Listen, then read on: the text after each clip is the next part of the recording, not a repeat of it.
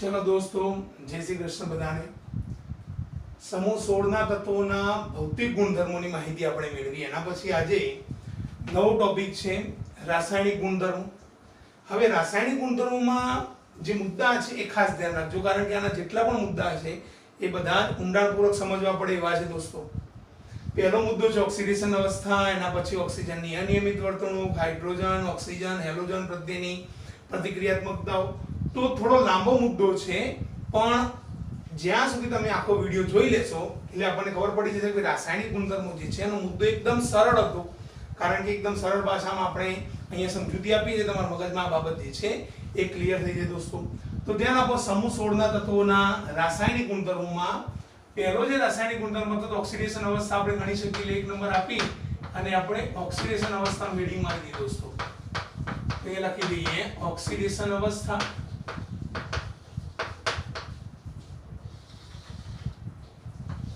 चलो હવે મગજમાં થોડું ઉતારવાનો પ્રયત્ન કરજો। તો સમૂહ 16 ના તત્વો કયા છે મિત્રો? Oxygen, sulphur, selenium, tellurium, polonium અને લિવરમોરિયમ। અહીંયા એક બાબત મગજમાં ઉતારજો, મેં આગળના વિડિયોમાં પણ ચર્ચાઓ કરેલી છે આવી, કે લિવરમોરિયમ જે છે એ વધારાનો એડ થયેલું તત્વ છે, પાછળથી સંશોધિત થયેલું તત્વ છે, એટલે આપણે અહીંયા પોલોનિયમ સુધીની ગણતરી જે છે એ કરીએ છીએ દોસ્તો। તો આપણે શું કરશું, ઓક્સિજન થી પોલોનિયમની ઓક્સિડેશન અવસ્થાઓ જે છે એની ચર્ચા કરીએ। ધ્યાન આપો, સમૂહ 16 ના પહેલા તત્વનો પરમાણુ ક્રમાંક કેટલો છે? 8। ઇલેક્ટ્રોનની રચના કઈ થાય? સાદી 2 અને 6।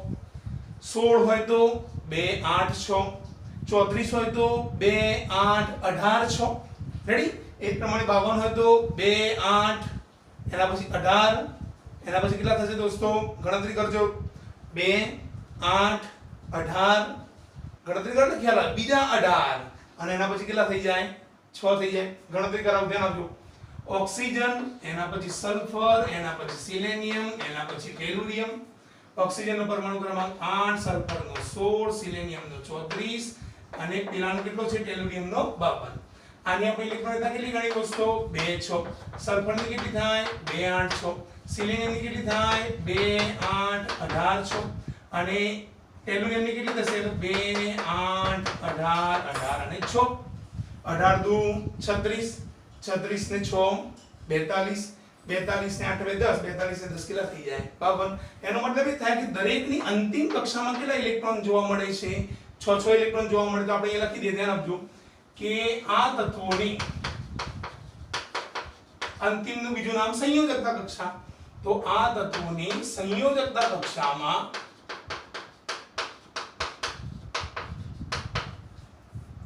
6 ઇલેક્ટ્રોન હોવાથી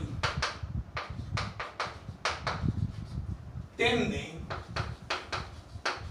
અષ્ટક પૂર્ણ કરવા, આ મુદ્દો ખાસ મગજમાં ઉતારજો દોસ્તો, અષ્ટક પૂર્ણ કરવા માટે 2 ઇલેક્ટ્રોનની જરૂર પડે છે। 2 ઇલેક્ટ્રોનની જરૂર પડે છે મિત્રો। તેથી તેમની સ્થાયી ઓક્સિડેશન અવસ્થા, તેમની સ્થાયી ઓક્સિડેશન અવસ્થા કેટલી થશે મિત્રો? -2 છે। કેટલી હશે? -2। કે સાહેબ +2 કેમ નહીં? ભાઈ એની પાસે કેટલા ઇલેક્ટ્રોન છે? 6 ઇલેક્ટ્રોન। મેળવવાના કેટલા છે? 2 ઇલેક્ટ્રોન।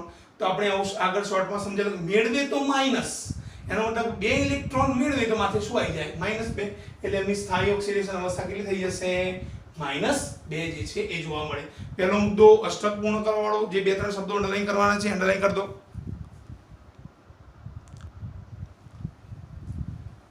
ચલો દોસ્તો, પહેલો મુદ્દો મગજમાં ઉતરી ગયો। બીજા નંબરનો મુદ્દો ધ્યાન આપજો। હવે અહીંયાથી આપણે 2-3 ભાગ પાડી લઈએ। ધ્યાન આપો, ઓક્સિજન ભાઈને આપણે અલગ કરી દઈએ, સલ્ફર, સિલેનિયમ, ટેલુરિયમને અલગ કરી દઈએ અને ત્રીજા નંબરનો આપણે ગણતરી કરી દઈએ પોલોનિયમની। તો કે સાહેબ હવે 3 ભાગ પાડ્યા તો આપણે 3 ની 1 બાય 1 ગણતરી અથવા 3 ની 1 બાય 1 સમજૂતી મેળવવાની છે। તો સમજૂતી મેળવીએ। તો પહેલો મુદ્દો ધ્યાન આપજો, અહીંયા ઓક્સિડેશન અવસ્થાનો પહેલો પેટા મુદ્દો લખીએ છીએ, ઓક્સિજન હેડિંગ લખીએ ને, તો પહેલો લખી દઈએ ઓક્સિજન। ધ્યાન આપજો મિત્રો, નીચે તરફ જતા વિદ્યુત ઋણતામાં શું થાય? ઘટાડો। આગળ આવતું ભૌતિક ગુણધર્મોમાં તો ઉપર તરફ જતા શું થશે? વધારો થાય। એનો મતલબ કે ઓક્સિજન अन्य तत्वों करता केवुं हशे વધુ વિદ્યુત ઋણમય તત્વ ઓક્સિજન કેવું હશે વધુ વિદ્યુત ઋણમય તત્વ દોસ્તો તો આપણે લખી દઈએ તે વધુ વિદ્યુત ઋણમય હોવાથી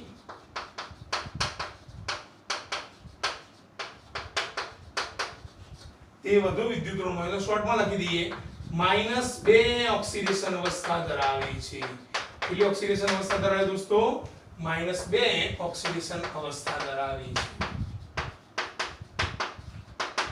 રેડી તો ઓક્સિજન નો તો એક જ સિંગલ મુદ્દો કે ભાઈ વધુ વિદ્યુત ઋણમય તત્વ છે એટલે કેટલી ઓક્સિડેશન અવસ્થા ધરાવે -2 ઓક્સિડેશન અવસ્થા બીજા નંબરનો મુદ્દો લખીએ હવે આવશે દોસ્તો હવે સલ્ફર સિલેનિયમ અને ટેલુરિયમ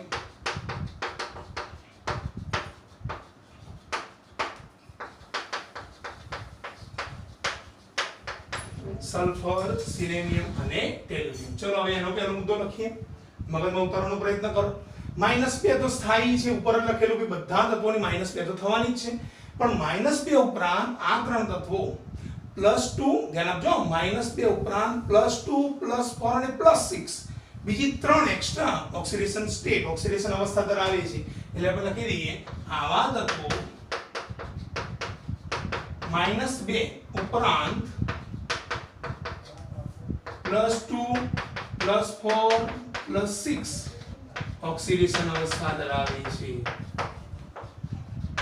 +2 +4 અને +6 ઓક્સિડેશન અવસ્થા ધરાવે છે મિત્રો મગજમાં ઉતારવાનો પ્રયત્ન કરજો હો બધા જ તત્વો -2 ઓક્સિજન પૈની સિંગલ કેટલી છે -2 આના સિવાય એનાથી થોડી ડાઉન અપ ડાઉન થોડી થતી હોય છે આપણે પુસ્તકમાં જોઈના પછીના અને સલ્ફર સિલિનિયમ ટેલુરિયમ -2 ઉપરાંત +2 +4 અને +6 ઓક્સિડેશન અવસ્થા ધરાવે છે એમાં ધ્યાન આપજો આ મુદ્દો જે છે આવા તત્વો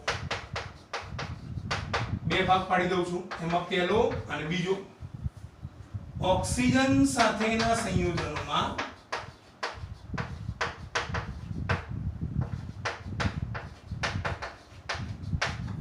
અને બીજા નંબરનું લખી દઈએ ફ્લોરિન સાથેનું સંયોજન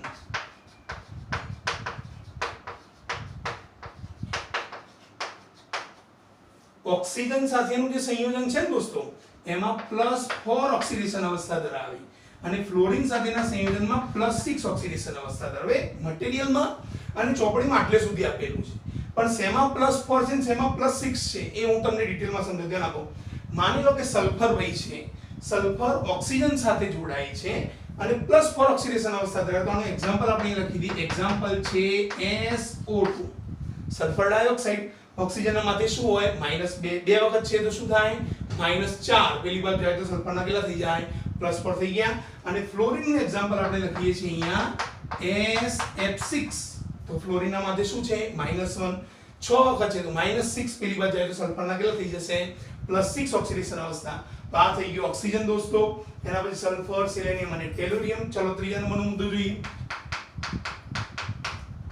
પોલોનિયમ વાળો ભાગ પોલોનિયમમાં સિંગલ મુદ્દો યાદ રાખો કારણ કે રેડિયો સક્રિય છે આના સાથે થોડો ઓછો ગુણધર્મ ધરાવશે તો આપણે લખી દઈએ -2 ઓક્સિડેશન અવસ્થા ધરાવતું નથી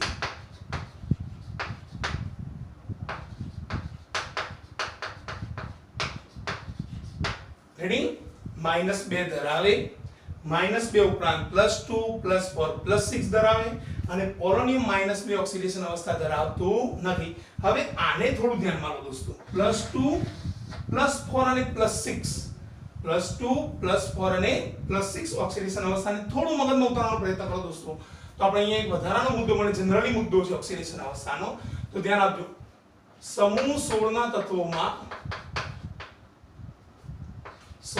ના તત્વોમાં ઉપરથી નીચે તરફ જતા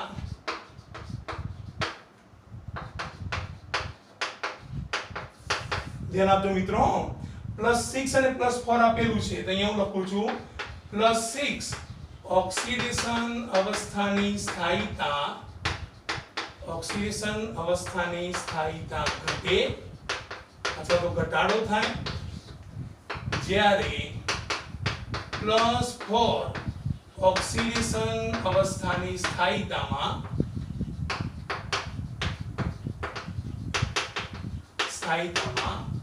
વધારો થાય છે, ઓક્સિડેશન અવસ્થાની સ્થાયીતામાં શું થાય છે મિત્રો? વધારો થાય છે.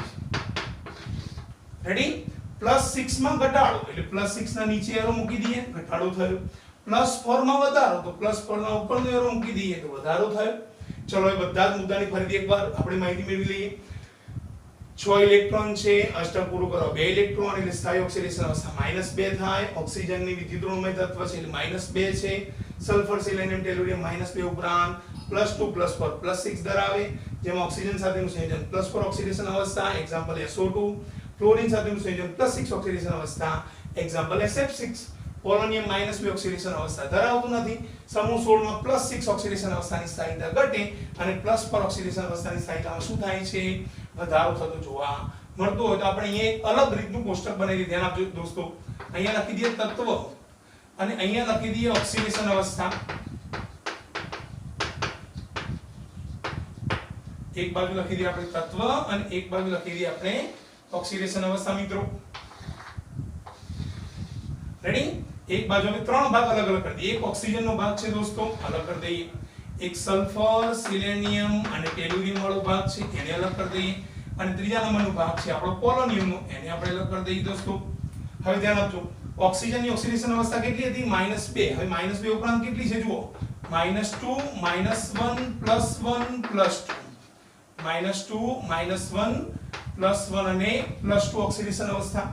સલ્ફર, સિલેનિયમ, ટેલુરિયમ યાદ રાખો. -2 તો હતી, અહીંયા લખેલી છે જો અહીંયા તો -2 ઉપરાંત +2 +4 +6 -2 ઉપરાંત +2 +4 અને +6 અને પોલોનિયમ ની વચ્ચેના બેને અંડરલાઈન કરું છું. +2 અને +4 ઓક્સિડેશન અવસ્થા. તો ઓક્સિજનની -2 -1 +1 +2, સલ્ફર, સિલેનિયમ, ટેલુરિયમ ની આપેલી છે -2 ઉપરાંત +2 +4 +6 અને પોલોનિયમ કેટલી છે દોસ્તો?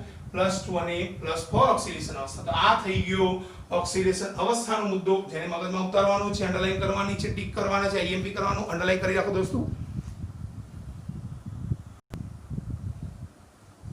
ચલો મિત્રો, આ થઈ ગઈ ઓક્સિડેશન અવસ્થા. હવે બીજા નંબરનો મુદ્દો છે ઓક્સિજનની અનિયમિત વર્તણૂક. તો આપણે હવે બીજા નંબરનો મુદ્દો અહીં હેડિંગ લખી દીધી, ધ્યાન આપજો. હવે ઓક્સિજનની અનિયમિત વર્તણૂક.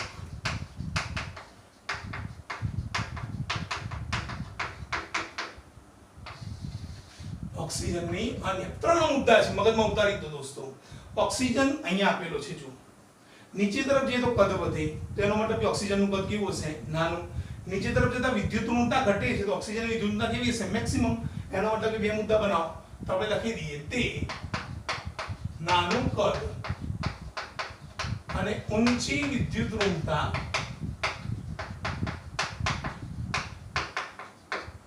ધરાવતો હોવાથી સમૂહના અન્ય તત્વોથી અલગ પડે છે. એવું છે દોસ્તો, નાનું કદ અને ઊંચી વિદ્યુત ઋણતા એટલે સમૂહના અન્ય તત્વોથી કેવો પડી જાય છે? અલગ પડે છે. તો કે સાહેબ આવું કેમ? ભાઈ નાનું કદ છે, નીચે તરફ જતા કદ વધે છે તો અન્ય તત્વો અલગ થઈ ગયા. ઊંચી વિદ્યુત ઋણતા, નીચે તરફ જતા વિદ્યુત ઋણતા ઘટે છે તો અન્ય તત્વો તો પણ અલગ થઈ ગયા. મતલબ કે આ બે ક્વોલિટી એવી છે જેના કારણે અન્ય તત્વો થોડો જુદો પડતો જોવા મળતો હોય. હવે પહેલો જ મુદ્દો કન્ટિન્યુ કરો બીજામાં.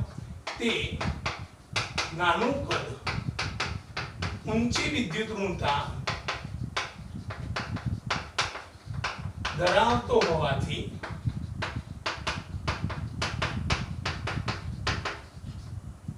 તેમાં, અથવા તો તે શબ્દ લખી રાખેલ તમને ખ્યાલ આવે. તે નાનું કદ અને ઊંચી વિદ્યુત ઋણતા ધરાવતો હોવાથી તેમાં પ્રબળ H બંધ જોવા મળે. કયો બંધ જોવા મળે દોસ્તો? પ્રબળ હાઇડ્રોજન બંધ જેને કહેવાય, પ્રબળ H બંધ જોવા મળે છે. હવે ધ્યાન આપજો, અહીંયા આ H બંધ H2S માં જોવા મળતો નથી. કે સાહેબ ફરીથી નવું કન્ફ્યુઝન થયું દોસ્તો. કયું? નાનું કદ, ઊંચી વિદ્યુત ઋણતા છે, H બંધ તો જોવા મળે છે. તો કે સાહેબ H2S માં કેમ નહીં? કારણ કે સલ્ફર જે છે એ ઓક્સિજન પછીનું સભ્ય છે. એનો મતલબ કે એના ઉપરનું ઓક્સિજન વાળું સભ્ય. તો H બંધ શેમાં જોવા મળે? જનરલી H2O માં જોવા મળે છે. કિસેમાં જોવા મળે દોસ્તો? H2O. હું અહીંયા એક્ઝામ્પલ આપું, તમને ધ્યાન આપો. અહીંયા આપણે લખી દઈએ ઓક્સિજન, અહીંયા આવી જાય હાઇડ્રોજન, અહીંયા આવી જાય હાઇડ્રોજન, થઈ ગયો H2O. ફરીથી લખી દઈએ ઓક્સિજન, ફરીથી આવી જાય હાઇડ્રોજન, અહીંયા લખી દઈએ હાઇડ્રોજન. રેડી? ફરીથી લખી દઈએ ઓક્સિજન, અહીંયા હાઇડ્રોજન, અહીંયા નીચે ઓક્સિજન. તો H2 H2 H2 ત્રણ વખત થઈ ગયા. હવે ધ્યાન આપજો, આ H2 પર શું હોય તો -2 ડેલ્ટા, કે સાહેબ -2 વીજભાર ડેલ્ટા આપણે લખ્યું. H ઉપર શું હોય પ્લસ ડેલ્ટા, અહીંયા H ઉપર plus delta, -2 delta, plus delta, -2 delta. તો શું થાય ખબર છે? આ ઋણ આયન પેલા ધન આયનને આકર્ષવાનો પ્રયત્ન કરે. આ પ્રમાણે આ ઋણ આયન પેલા ધન આયનને આકર્ષવાનો પ્રયત્ન કરે. તેનો મતલબ કે આ જે બંધ બને છે, કયા બંધ બને છે? પ્રબળ હાઇડ્રોજન બંધ. H2O માં જોવા મળે, H2S માં જોવા મળતા નથી. તો આ જે મુદ્દો છે એને એની નીચે એની ફિગર દર્શાવી દો એટલે તમને ખ્યાલ આવી જાય.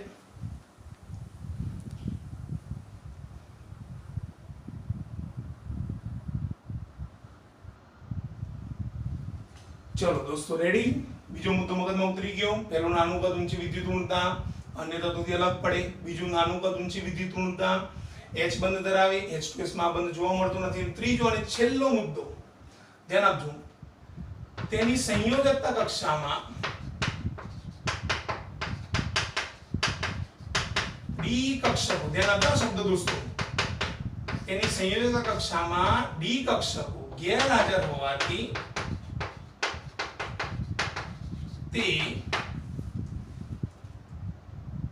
તેની મહત્તમ સહસંયોજકતા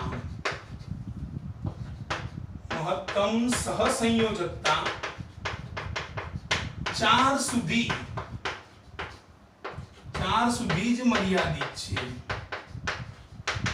કે સાહેબ આ શું લખ્યું? સંયોજકતા કક્ષા, ઓક્સિજનનો પરમાણુ ક્રમાંક કેટલો છે દોસ્તો? 8. કક્ષકીય ઇલેક્ટ્રોન કક્ષકીય ઇલેક્ટ્રોન રચના બનાવો. 1s2 2s2 2p4. Ready? 1s2 2s2 અને 2p4, 4 ને 4 8 થઈ ગયા. હવે કે સાહેબ 2p જ આવે છે, અહીંયા ડી કક્ષક આવતી નથી. એટલે અહીંયા શું લખ્યું? સંયોજકતા કક્ષામાં ડી કક્ષકો કેવી છે દોસ્તો? ગેરહાજર. એટલે મહત્તમ સહસંયોજકતા કેટલી થાય? તો 4 સુધી જોવા મળે છે. કે સાહેબ 4 કઈ રીતે થાય પહેલા સમજાવી દો અમને. ચલો હવે ધ્યાન આપજો. અહીંયા માની લો કે ઓક્સિજન ભાઈ અહીંયા ઊભા છે. ઓક્સિજનનો પરમાણુ ક્રમાંક કેટલો છે? 8. ઇલેક્ટ્રોન રચના કઈ થાય? 2 અને 6. તેનો મતલબ કે 2 ઇલેક્ટ્રોન અન્ય તરફથી મેળવી શકે. તો 2 હાઇડ્રોજનને મૂકી દે, 2 ઇલેક્ટ્રોન તો આપી જ દેવાના. રેડી? તો H2O નો બંધ બની ગયો, HOH H2O બની ગયો.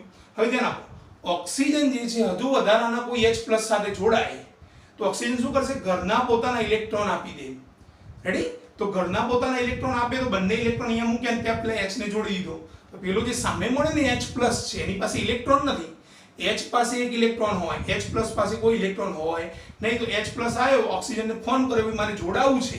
એટલે ઓક્સિજન ભાઈએ શું કર્યું? પોતાના ઘરના બંને ઇલેક્ટ્રોન જે છે ને મૂકી દીધા. તો H થઈ ગયો, H થઈ ગયો, H થઈ ગયો. વચ્ચે કયો આવી ગયો? ઓક્સિજન. તો બંધારણ કઈ બની ગયું? H3O. ધ્યાન આપજો, આ ખોટું છે. H3O ના આવે, પેલો પ્લસ મૂકો માથે તો સંયોજન કઈ બની જાય? H3O+. કઈ બની જાય દોસ્તો? H3O+. હજુ વધારાની જો ડી કક્ષકો ના હોય તો એક બંધ હજુ વધારાનો બનાવી શકે. એટલે 4 સુધી એની સહસંયોજકતા મર્યાદિત છે. એનો મતલબ કે અન્ય તત્વોમાં તો ડી કક્ષકો હશે, તેનો મતલબ કે અન્ય તત્વો 4 કરતા વધુ બંધ બનાવી શકે. એટલે આપણે અહીંયા એક મુદ્દો લખી દઈએ કે ભાઈ તેની સંયોજકતા કક્ષામાં ડી કક્ષકો ગેરહાજર, એટલે 4 સુધી એની સહસંયોજકતા મર્યાદિત છે. પણ જ્યારે અન્ય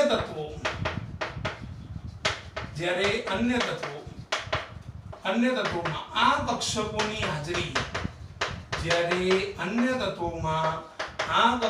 હાજરી, હોવાથી તે અથવા તો તેમની સહસંયોજકતા 4 કરતા વધુ જોવા મળે છે. એમની સહસંયોજકતા કેવી હોય દોસ્તો? 4 કરતા વધુ જોવા મળે છે. કારણ કે એમાં ડી કક્ષકો હાજર છે એટલે 4 કરતા વધુ જોવા મળવાની, ઓક્સિજનમાં જોવા મળતી નથી. તો આ થઈ ગયા મિત્રો ઓક્સિજનની અનિયમિત વર્તણૂકના 3 મુદ્દા. મગજમાં ઉતારી લો. ચલો ફરીથી એકવાર ઝડપથી રિપીટ કરાવી દઈએ. ઓક્સિડેશન અવસ્થા 6 ઇલેક્ટ્રોન છે, અષ્ટક પૂર્ણ કરવા 2 ઇલેક્ટ્રોનની જરૂર. સ્થાયી ઓક્સિડેશન અવસ્થા -2, ઓક્સિજન વધુ વિદ્યુત ઋણમય તત્વ -2. આવું જે ટૂંકમાં મુદ્દા બોલું છું દોસ્તો, ટૂંકમાં હું જે મુદ્દા બોલું છું એને અંડરલાઈન કરતા રહેજો. સલ્ફર, સિલિનિયમ, ટેલુરિયમ -2 ઉપરાંત +2 +4 +6 આવા તત્વો, મતલબ કે સલ્ફરનું એક્ઝામ્પલ લઈએ તો ઓક્સિજન સાથે સંયોજન SO2 +4 બને. આવા તત્વોમાં સલ્ફરનું એક્ઝામ્પલ લઈએ ફ્લોરિન સાથે SF6 કેટલી થાય +6 ઓક્સિડેશન અવસ્થા, પોલોનિયમ -2 ધરાવતું નથી, સમૂહ 16 ના તત્વોમાં +6 ઓક્સિડેશન અવસ્થા સ્થાયિકતા ઘટે, +4 ની વધે, ઓક્સિજન -2 પ્રાંત -1 +1 +2, સલ્ફર સિલેનિયમ ટેલુરિયમ અહીંયા જ આપેલું છે -2 પ્રાંત +2 +4 +6 અને પોલોનિયમમાં તો -2 તો ધરાવતું નથી એટલે આ તો ગયું, તો વચ્ચેની બે અંડરલાઈન કરી દીધી +2 અને +4 ધરાવે. ઓક્સિજનની અનિયમિત વર્તણૂક, નાનું કદ, ઊંચી વિદ્યુત ઋણતા અન્ય તત્વોથી જુદું પડે. બીજું, નાનું કદ, ઊંચી વિદ્યુત ઋણતા, H બંધ ધરાવે જે H2S માં જોવા મળતું નથી. અને ત્રીજું કે સંયોજકતા કક્ષામાં D કક્ષા 11 હાજર એટલે મહત્તમ સહસંયોજકતા કેટલી થાય 4, મતલબ એ 4 જ બંધ બનાવી, પાંચમું બનાવતું નથી. અને અન્ય તત્વોમાં D કક્ષા હાજર છે એટલે 4 કરતા વધુ સહસંયોજકતા ધરાવે, 4 કરતા વધુ બંધ બનાવી શકે છે દોસ્તો. હવે ત્રીજા નંબરનો મુદ્દો જોઈએ.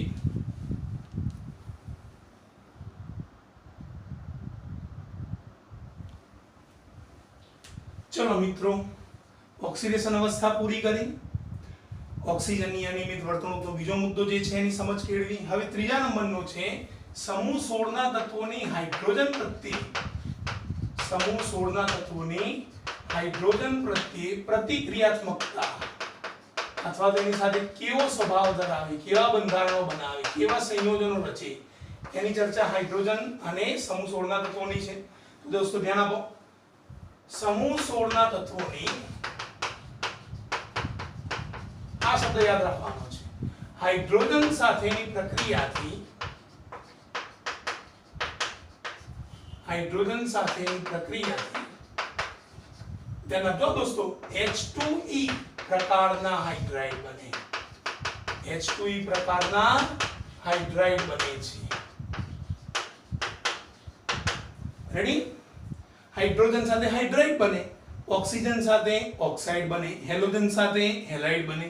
તો અહીંયા આપણે H2E પ્રકારના હાઇડ્રાઇડ લખી દીધા. હવે ધ્યાન આપજો, જ્યાં E બરાબર શું થાય તો આપણે અહીંયા લખતા જઈએ. E બરાબર oxygen, sulphur, selenium, tellurium, polonium આટલા તત્વો હતા. લીવર મોરિયમને આપણે ગણતરીમાં લેતા નથી, પોલોનિયમ રેડિયો સક્રિય છે એને પણ આપણે ઓછો ગણતરીમાં લઈએ છીએ. આપણી જે ગણતરી હશે ઓક્સિજન થી ટેલુરિયમ સુધી હશે દોસ્તો. તો એક્ઝામ્પલ લખાવો કે સાહેબ એક્ઝામ્પલ કઈ રીતે લખવાના? ભાઈ E ની જગ્યાએ તત્વો લખાવો દોસ્તો. તો કયા થશે? H2 સાથે O, H2 સાથે S લખાવો. ચલો H2O, બીજો આવશે H2S, ત્રીજો આવશે H2SE, પછી આવશે H2TE. પોલોનિયમ લખવાનો ખરો, સંયોજન બનાવવાની કોઈ જરૂર નથી, અથવા તમે લખો તો પણ કોઈ વાંધો નથી.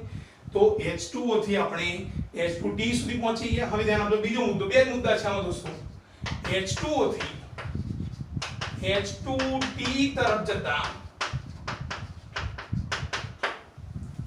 H2O થી H2T તરફ જતા પહેલો મુદ્દો H-E, H-E બંધ વિયોજન એન્થાલ્પી, H-E બંધ વિયોજન એન્થાલ્પીનું મૂલ્ય ઘટે છે. અને બીજો એસિડિક ગુણધર્મ વધે છે. કયો ગુણધર્મ વધે દોસ્તો? એસિડિક ગુણધર્મ વધે છે. રેડી? H-E બંધ વિયોજન એન્થાલ્પી ઘટે અને એસિડિક ગુણધર્મમાં શું થાય છે? વધારો. તો બે જ મુદ્દા છે. સમૂહ 16 ના તત્વો હાઇડ્રોજન સાથે જોડાય, H2E બનાવે, E બરાબર સમૂહ 16 ના તત્વો આટલા સંયોજનો બની ગયા અને H2O થી H2T સુધી પહોંચી જઈએ તો H-E બંધ વિયોજન એન્થાલ્પી, બંધ વિયોજન એટલે બંધને તોડવા માટે જે ઊર્જા આપવી પડે ને એ ઘટતી જાય. મતલબ કે H2O મેક્સિમમ હશે, H2T નો બંધ સરળતાથી તૂટી જાય તો બંધ વિયોજન એન્થાલ્પી ઘટે. અને એસિડિક ગુણધર્મ વધે એનો મતલબ કે ઉપર તરફ જતા શું હશે? બેઝિકતા વધુ હશે, નીચે તરફ જતા એસિડિકતામાં વધારો થાય. એટલે એસિડિક ગુણધર્મ શું થાય? વધતા જતા જોવા મળે. તો આ થઈ ગયા હાઇડ્રોજન પ્રત્યેની પ્રતિક્રિયાત્મકતા. બંને શબ્દો અંડરલાઈન કરો, કયા હાઇડ્રાઇડ બને છે એ પણ અંડરલાઈન કરી દો. ચલો રેડી મિત્રો, હાઇડ્રોજન પ્રત્યેની પ્રતિક્રિયાત્મકતાનો ભાગ પૂરો કર્યો. હવે બીજા નંબરનો, ચોથા નંબરનો ભાગ ઓક્સિજન પ્રત્યે પ્રતિક્રિયાત્મકતા. હાઇડ્રોજન વાળા ભાગ પત્યા પછી કઈ આવે છે? ઓક્સિજન પ્રત્યે પ્રતિક્રિયાત્મકતા. મિત્રો ઓક્સિજન સાથે કેવી રીતે જોડાય છે? હવે ઘણા બધાને પ્રશ્ન અહીંયા થશે કે સાહેબ અહીંયા સમૂહ 16 નું પહેલું તત્વ જ ઓક્સિજન છે, તો ઓક્સિજન ઓક્સિજન સાથે કઈ રીતે જોડાય ભાઈ? O સાથે જોડાય તો O2 બને, O2 O સાથે જોડાય તો O3 બને. એનો મતલબ કે ઓક્સિજન ઓક્સિજન સાથે જોડાઈ શકે છે મિત્રો. તો આપણે અહીંયા લખીએ, ધ્યાન આપજો દોસ્તો, સમૂહ 16 ના તત્વોની ઓક્સિજન સાથે પ્રક્રિયાથી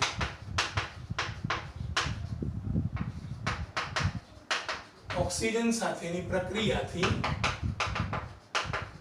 ધ્યાન આપજો મિત્રો, EO2 અને EO3 પ્રકારના ઓક્સિજન સાથે શું બને?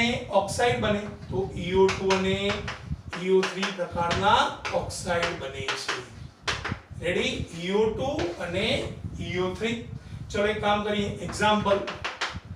EO2 પ્રકારના ઓક્સાઇડ લખાવો મિત્રો. EO2 પ્રકારના ઓક્સાઇડ. હવે તમે બધા જ જાણો છો દોસ્તો, E બરાબર અહીંયા લખી દઈએ આપણે. E બરાબર શું આવશે? Oxygen, sulphur, selenium, tellurium, polonium. Oxygen, sulphur, selenium, tellurium અને પોલોનિયમ છે દોસ્તો. હવે પોલોનિયમ મેં ચોખવટ જ કરી છે. પોલોનિયમનું સંયોજન તમે નહીં લખો તો પણ ચાલશે. તો EO2 વાળું E ની જગ્યાએ ઓક્સિજન મૂકો. O2 તો છે, તો O O2 કયું થાય? O3. S O2 SO2. એના પછી સિલેનિયમ નું SeO2, ટેલુરિયમ નું TeO2. ચાર થઈ ગયા. O3 SO2 SeO2 TeO2. ધ્યાન આપજો. બીજો મુદ્દો, ઉપરોક્ત EO2 પ્રકારના ઓક્સાઇડ પૈકી EO2 પ્રકારના ઓક્સાઇડ પૈકી ધ્યાન આપજો અહીંયા O3 અને SO2, O3 અને SO2 વાયુ સ્વરૂપે, કેવા સ્વરૂપે જોવા મળે મિત્રો? વાયુ સ્વરૂપે. બીજા નંબરનું SeO2 ઘન સ્વરૂપે જોવા મળે છે. રેડી? તો અહીંયા આપણે આ બંને મુદ્દો જે છે એને લખી દઈએ કે ભાઈ O3 અને SO2 કેવા સ્વરૂપે? વાયુ સ્વરૂપે. અને SeO2 કેવા સ્વરૂપે જોવા મળે છે? ઘન સ્વરૂપે દોસ્તો જોવા મળતા હોય. તો આ જે મુદ્દો છે એને મગજમાં ઉતારવાનો પ્રયત્ન કરજો. TeO2 નું ગુણધર્મ અલગ છે, એ મુદ્દો આખો મુદ્દો અલગ છે. આપણે ધ્યાન આપો, આ બંને વાયુ, SeO2 ઘન સ્વરૂપે છે. ત્રીજો મુદ્દો અને ખાસ અગત્યનો મુદ્દો ધ્યાન આપજો. ત્રીજા નંબરના મુદ્દામાં ઓઝોન નથી. મોટાભાગના વિદ્યાર્થી મિત્રો અહીંયા ભૂલ કરે. અહીંયા તો શું હતું? H2O થી H2T સીધું હતું. અહીંયા એવું નથી. O3 ને હાલ પૂરતું ભૂલી જ જાવ ત્રીજા મુદ્દા માટે. સીધું જ SO2 થી TeO2. તો અહીંયા લખી દઈએ, SO2 થી TeO2 તરફ જતા રિડક્શન કરતા તરીકેનો ગુણધર્મ ઘટે છે, જેથી ચલો મગજ દોડાવો. SO2 થી TeO2 તરફ જઈએ ને તો રિડક્શન કરતા તરીકેના ગુણધર્મમાં શું થાય છે? ઘટાડો. ધ્યાન આપજો, રિડક્શન કરતા તરીકેનો ગુણધર્મ ઘટે છે. તેનો મતલબ કે આ બાજુ તરફ જતા ઘટે છે. તો SO2 કેવો હશે? પ્રબળ રિડક્શન કરતા. અને TeO2 કેવો હશે? નિર્બળ રિડક્શન કરતા. નિર્બળ રિડક્શન કરતા ને બીજા શબ્દોમાં શું કહેવાય? પ્રબળ ઓક્સિડેશન કરતા. હે ને? નિર્બળ રિડક્શન કરતા ને શું કહેવાય દોસ્તો? પ્રબળ ઓક્સિડેશન કરતા. તો જેથી SO2 શું હશે? રિડક્શન કરતા. અને કયો છે? તો વધારાનો TeO2 ઓક્સિડેશન કરતા છે. રેડી? આ બંને શબ્દો મારે યાદ રાખવાના છે. SO2 રિડક્શન કરતા અને TeO2 કેવો છે? ઓક્સિડેશન કરતા. અને છેલ્લો એમાં લખી દઉં છું, આ બંને સંયોજનો એસિડિક સ્વભાવ ધરાવે છે. કેવો સ્વભાવ ધરાવે છે? એસિડિક સ્વભાવ ધરાવે છે દોસ્તો. એ તો આપણે અહીંયા આગળ જોયું કે ભાઈ નીચે તરફ જતા એસિડિક ગુણધર્મોમાં શું થાય છે? હાઇડ્રાઇડમાં વધારો થાય, તો થોડાક પ્રમાણમાં ઓક્સાઇડમાં વધારો થતો હશે. તો બંને સંયોજનો કેવા છે? એસિડિક સ્વભાવ ધરાવે. TeO2 રિડક્શન કરતા તરીકેનો ગુણધર્મ SO2 થી TeO2 તરફ જતા ઘટે છે. એટલે SO2 રિડક્શન કરતા TeO2 કેવો છે? ઓક્સિડેશન કરતા. ફરીથી એકવાર હવાઈ મુલાકાત લઈએ દોસ્તો. હાઇડ્રોજન પ્રત્યેની પ્રતિક્રિયાત્મકતા. સમૂહ 16 ના તત્વો હાઇડ્રોજન સાથે H2 પ્રકારના આટલા પ્રકારના હાઇડ્રાઇડ બને. H2O થી H2 તરફ જઈએ તો H ડેશ E બંધ વિયોજન એન્થાલ્પીમાં ઘટાડો થાય અને એસિડિક ગુણધર્મમાં શું થાય છે? વધારો થાય છે. ઓક્સિજનમાં 16 ના તત્વો ઓક્સિજન સાથે જોડાય તો EO2 અને EO3 પ્રકારના ઓક્સાઇડ બને. એમાંથી આપણે પર્ટિક્યુલર EO2 વાળો મુદ્દો લીધો તો EO2 પ્રકારના ઓક્સાઇડ લખી દીધા. અહીં આપણે લખ્યું કે આ બંને વાયુ સ્વરૂપે, ત્રીજા નંબરનો ઘન સ્વરૂપે અને SO2 થી TiO2 તરફ જઈએ તો રિડક્શન કરતા તરીકેનો ગુણધર્મમાં શું થાય? ઘટાડો થાય. એટલે SO2 રિડક્શન કરતા TiO2 ઓક્સિડેશન કરતા બંને સંયોજનો કેવો સ્વભાવ ધરાવે? એસિડિક સ્વભાવ ધરાવે. છેલ્લો મુદ્દો બાકી છે હેલોજન પ્રત્યેની પ્રતિક્રિયાત્મકતા. આપણે એની ચર્ચા કરી દઈએ દોસ્તો.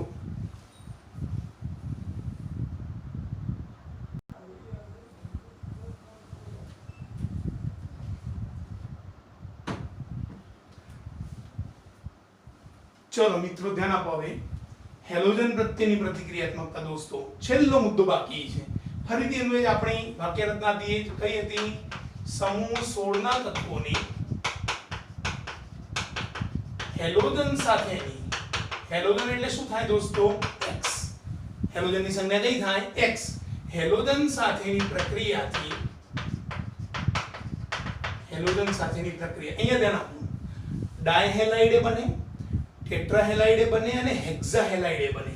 તો ડાયહેલાઇડ એટલે EX2, ટેટ્રાહેલાઇડ એટલે EX4 અને હેક્સાહેલાઇડ એટલે EX6 પ્રકારના હેલાઇડ બને છે. રેડી? આ ત્રણ પ્રકારના હેલાઇડ બને છે દોસ્તો. સમૂહ 16 ના તત્વોની હેલોજન સાથેની પ્રક્રિયાથી EX2 ડાયહેલાઇડ, EX4 ટેટ્રાહેલાઇડ, EX6 હેક્સાહેલાઇડ બને છે. રેડી? ચલો હવે અહીંયા લખી દઈએ જ્યાં E બરાબર, જ્યાં E બરાબર લખાવો મિત્રો. E બરાબર કયા થશે? અરે લખાઈ દો. Oxygen, sulphur, selenium, tellurium, polonium. X બરાબર કયા થાય? તમે બધા જાણો છો. Fluorine, chlorine, bromine, iodine. તો અહીંયા બબે જ્યારે હેલોજન આવે તો સમજી જ લેવાનું E પણ આવશે, X પણ આવશે. બરાબર? આ સંયોજનો જે છે એ જોવા મળતા હોય. બીજા નંબરનો IMP પ્રશ્ન છે દોસ્તો, પરીક્ષામાં પૂછાશે. ગુજકેટ નીટમાં પણ પૂછાશે. એટલે આ બીજા નંબરનો મુદ્દો ખાસ અગત્યનો IMP કરી રાખજો દોસ્તો. આ હેલાઇડ સંયોજનોની, આ હેલાઇડ સંયોજનોની સ્થાયીતાનો ઉતરતો ક્રમ, સ્થાયીતાનો ઉતરતો ક્રમ ધ્યાન આપજો. અહીંયા ચડતો અને ઉતરતો ક્રમ જુદો જુદો છે. તો ઉતરતો ક્રમ કયો છે? Fluoride, chloride, bromide, iodide. બધામાં ગ્રેટર ધેન જોવા મળે છે. મતલબ કે ફ્લોરાઇડ વધુ છે ક્લોરાઇડ કરતા, ક્લોરાઇડ વધુ છે બ્રોમાઇડ કરતા, બ્રોમાઇડ વધુ છે આયોડાઇડ. તો આયોડાઇડ સૌથી ઓછો થઈ ગયો, ફ્લોરાઇડ સૌથી વધુ થયો. તો નીચે તરફ જતા હેલાઇડ સંયોજનની સ્થાયીતા ઘટે છે એવું આપણે કહી શકીએ. તો ફ્લોરાઇડ, ક્લોરાઇડ કે સાહેબ અને ફ્લોરિન કેમ ના એવો પ્રશ્ન થાય ને. F નું નામ ફ્લોરિન, F માંથી F માઈનસ બને તો એને શું કહેવાય? ફ્લોરાઇડ. આનું નામ ક્લોરિન માંથી ક્લોરાઇડ, બ્રોમિન માંથી બ્રોમાઇડ, આયોડિન માંથી આયોડાઇડ બને છે. તો આ જે મુદ્દો છે ને એને ખાસ મગજમાં ઉતારવાનો પ્રયત્ન કરો દોસ્તો. ત્રીજા નંબરનો અહીંયા ધ્યાન આપજો. હેક્સા હેલાઇડ. અહીંયા આપણા મટીરીયલમાં થોડી ભૂલ હશે. બરાબર? તો સુધારો કરી દેજો દોસ્તો. હેક્સા હેલાઇડ નું સૂત્ર અહીંયા આપેલું છે EX6, EF6 થાય નહીં. હેક્સા હેલાઇડ સંયોજનો પૈકી માત્ર ધ્યાન તો અહીંયા ભૂલ ના થાય. E એમને એમ રાખવાનો છે અને X ની જગ્યાએ F લખી દી. EF6, EF6 આ EX6 ને શું કહેવાય? હેક્સાહેલાઇડ. EF6 ને શું કહેવાય? હેક્સાફ્લોરાઇડ. તો સંયોજનો પૈકી માત્ર EF6 જેને હેક્સાફ્લોરાઇડ કહેવાય, હેક્સાફ્લોરાઇડ સંયોજનો, હેક્સાફ્લોરાઇડ સંયોજનો જ સ્થાયી છે. હેક્સાફ્લોરાઇડ સંયોજનો કેવા છે દોસ્તો? સ્થાયી જોવા મળતા હોય છે.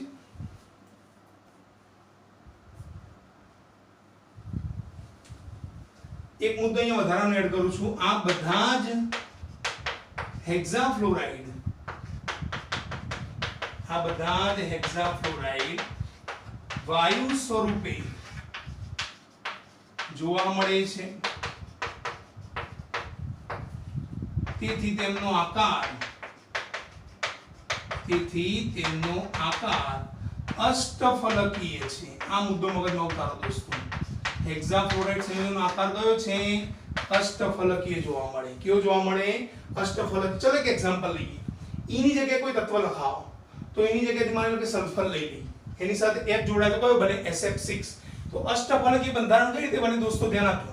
આ પ્રમાણે તમે પેલો સ્ટાર બનાવતા હતા, હે ને? તો સ્ટાર આ પ્રમાણે બનાવતા હતા. એક ત્રિકોણ આ બનાવીએ અને એક ત્રિકોણ આમ ઉલટો મૂકી દઈએ એટલે આ સ્ટાર બની ગયો. આ જે છે ને એક પ્રકારનું અષ્ટફલકીય બંધારણ છે. આપણને આ શું આવે જોતા, પણ અષ્ટફલકીય બંધારણ આ પ્રમાણે બને. હું સમજાવું, ધ્યાન આપો. અહીંયા SF6 નું બંધારણ આપેલું છે. કયું બંધારણ આપેલું છે? SF6. તો વચ્ચે આપણે સલ્ફર લખી દઈએ. અહીંયા કયો આવી જાય? ફ્લોરિન. અહીંયા બીજો કયો આવી જાય? ફ્લોરિન. અહીંયા ત્રીજો આવી જાય ફ્લોરિન. રેડી? તો આ થઈ ગયા આ એક બંધારણ, આ ફ્લોરિન નું SF6 વાળું 1 2 અને 3 વાળો ભાગ હવે મગજમાં ઉતરે છે. ઉતરે છે દોસ્તો? ચલો એ પ્રમાણે S સાથે ઉપરનો એક વધારાનો ફ્લોરિન બને છે. અહીંયા એક ફ્લોરિન અહીંયાના ભાગે બને છે, એક ફ્લોરિન અહીંયાના ભાગે બને. તો આ એક બંધારણ, આ બીજું એક બંધારણ અને આ ફ્લોરિન આ પ્રમાણે જોડાય. રેડી? તો આ થઈ ગયા વધારાનો એક ભાગ 1 2 3 4 5 6 હેક્ઝાફ્લોરાઇડ સંયોજન. રેડી? તો આ જે છે એ કયું બંધારણ રચે છે? અષ્ટફલકીય. કયું બંધારણ રચે દોસ્તો? આ બાબત મારા મગજમાં ઉતારવાની હતી કે હેક્ઝાહેલાઇડ પૈકી હેક્ઝાફ્લોરાઇડ સ્થાયી છે. બધા સંયોજનો કેવા સ્વરૂપે છે? વાયુ સ્વરૂપે છે. અને એમનો આકાર કયો છે? તો અષ્ટફલકીય આકાર જોવા મળે. અંડરલાઈન કરી દો. આકૃતિ દોરવાની તો દોરી દેજો દોસ્તો.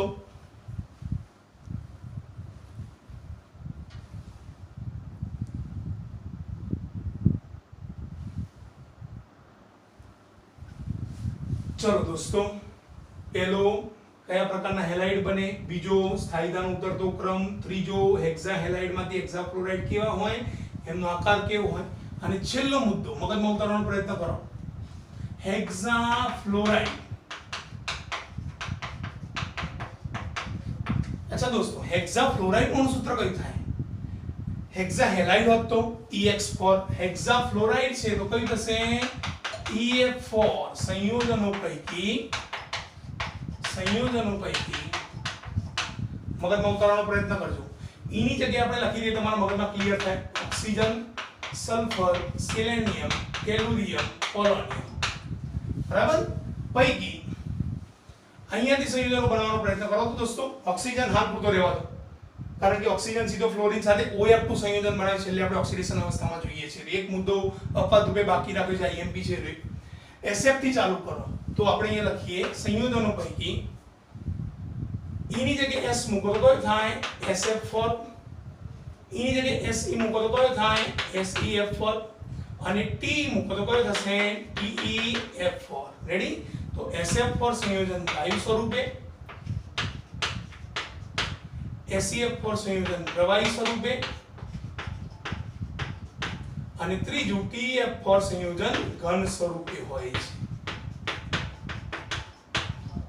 ઘન સ્વરૂપે. આ ત્રણ મુદ્દા IMP કરી રાખો દોસ્તો. આ ત્રણ મુદ્દા ફરીથી આ ત્રણ મુદ્દા IMP કરી રાખો મિત્રો. હેક્ઝાફ્લોરાઇડ સંયોજનો પૈકી EF4 માંથી SF4 વાયુ, SEF4 પ્રવાહી અને TeF4 કેવા સ્વરૂપે જોવા મળે છે? ઘન સ્વરૂપે જોવા મળે છે. અને લખી દો ઉપરોક્ત બધા જ સંયોજનો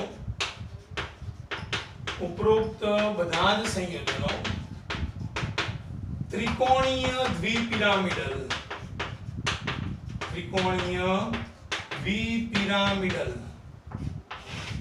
બંધારણ ધરાવે છે. ત્રિકોણીય દ્વિપિરામિડલ બંધારણ ધરાવે છે મિત્રો. તો આ જે છે ને આ થઈ ગયા સમૂહ 16 ના તત્વોના રાસાયણિક ગુણધર્મો દોસ્તો. તો ધ્યાન આપજો, ત્રિકોણીય દ્વિપિરામિડલ દોરવાની જરૂર નથી. આગળ આવી ગયું ક્યાં આવતું હતું? સમૂહ 15 ના તત્વોમાં ફોસ્ફરસમાં PCl5. કયું હતું? PCl5. PCl5 જે છે એક પ્રકારનો ત્રિકોણીય દ્વિપિરામિડલ આકાર જે છે એ ધરાવતો હોય. એ બાબત જે છે એને મગજમાં ઉતારવાનો પ્રયત્ન કરજો દોસ્તો. એના પછીની વાત કરીએ આપણે તો વધારાનો એક છે ઓક્સિડેશન અવસ્થામાં. એક મુદ્દો મેં બાકી રાખ્યો હતો જે તે વખતે રનિંગમાં નહોતો ચલાવ્યો દોસ્તો. ઓક્સિડેશન અવસ્થામાં. અચ્છા, મને જવાબ આપો તો ઓક્સિજનની ઓક્સિડેશન અવસ્થા કેટલી હતી દોસ્તો? ઓક્સિજનની -2 -1 +1 +2 યાદ છે ને? પણ જ્યારે ઓક્સિજન ચલાયો એ વખતે તો શરૂઆતમાં શું આવતું હતું? કે ઓક્સિજન વધુ વિદ્યુત ઋણમય તત્વ છે એટલે એની સ્થાયી ઓક્સિડેશન અવસ્થા કેટલી જોવા મળે છે? માત્ર -2 જોવા મળે છે. રેડી? પણ એકમાત્ર અપવાદરૂપ સંયોજન છે, જે સંયોજનનું નામ છે OF2. આ લખી રાખજો ચોપડીમાં, મટીરીયલમાં લખી રાખો. ઓક્સિજન 2 વખત ફ્લોરિન છે, નામ કયું થાય? ડાયફ્લોરાઇડ. કયું નામ થાય દોસ્તો? ડાયફ્લોરાઇડ. ચલો ઓક્સિજનની ઓક્સિડેશન અવસ્થા ગણીએ. O + કૌંસમાં 2F = 0. ફ્લોરિનમાંથી -1 હોય તો -2 થાય. આ પેલી બાજુ જાય તો ઓક્સિજનની કેટલી થઈ ગઈ? +2 થઈ ગઈ. એટલા માટે -2 ઉપરાંત +2 પણ જોવા મળે છે. તો અપવાદરૂપ સંયોજન જે છે એનું નામ કયું છે? OF2. તો પરીક્ષામાં પૂછાય કે ઓક્સિજનનું એકમાત્ર અપવાદરૂપ સંયોજન જેમાં ઓક્સિજન ઓક્સિડેશન અવસ્થા +2 થાય તો કયું છે? OF2 જે છે એ જોવા મળતો હોય. તો આ જે મુદ્દો છે એને મગજમાં ઉતારવાનો પ્રયત્ન કરો મિત્રો.